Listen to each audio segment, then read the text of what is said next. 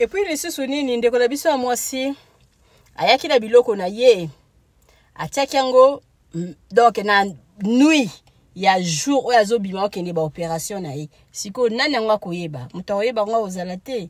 Et puis biloko wana so botali bien bofuye bien bomona na katikati ya biloko wana nyonso atie kutu na photo ya mwana na ye moko, donc c'est-à-dire bobimisa hotel na makambo wana hein. Donc muninga mwasi a bossé pona osala musala na ye ndenga sali wana arrêter à osali réputation hotel la bato, donc ba client na bango baza même moral donc c'est ça.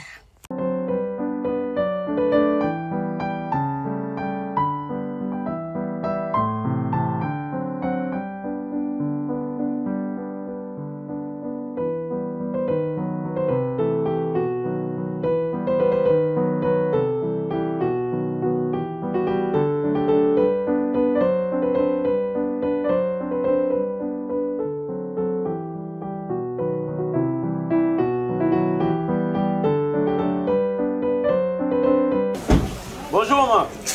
Vous avez un bidon qui quoi? Bidon qui quoi? Yaka, au plus ça côté. Tala. Moi même mon hôtel ou bengi chez Bidor. La maman bijou. Na commune. La patronne. Ah. Na commune. Maman, de temps monsieur boyo bino toi combien kalamu? Toi commune à Kalamu Matongi. Na Irebu. A37. Tobi, Obi. Bidor wana maman. Tala.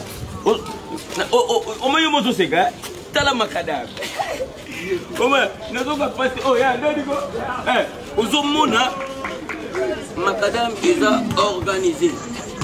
Yo moni ngai na moni nga batu baya na baba na biso. Comment nga voko pela. Na moni nga batu na baba na biso. Ba ko lala na kimia, ba étranger moni échange.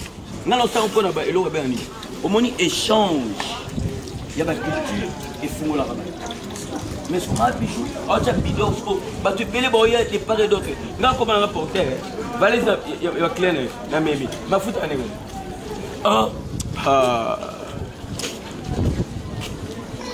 Maman, sauf que tu n'as pas de l'eau, mais c'est moins cher.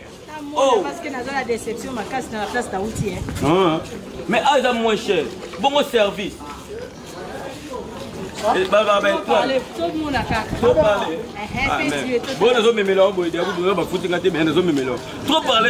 Trop parler. PD.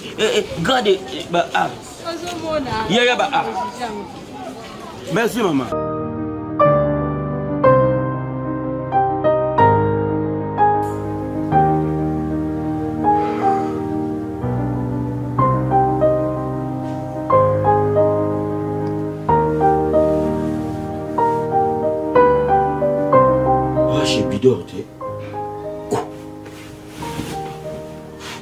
Ngapi na kumula na chez Bidor.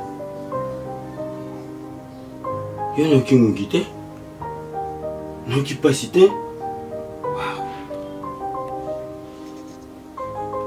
Quelles conditions. Mais moins cher. Bidor. Toujours 5 sur 5.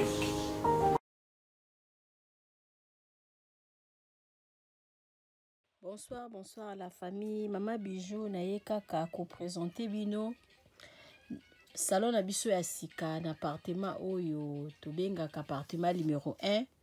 Bandeko oyo bosi bokende kuna bovanda kuna. En tout cas to saleli bino surprise, to changer les bino bakiti normal, ba divan to changer pe sala à manger. Et pas la biso de musala, donc musala ezokende nango malamu, maman Nadine umela otala salon na biso ndenge to changer ba kiti, to changer les binope, salle à manger. Ndako bozomona ezali chambre salon cuisine. Et comme akapé 2 chambres salon cuisine. Benga ngai osala réservation ya appartement numéro 1 au Kozala jamais d'ici. Merci.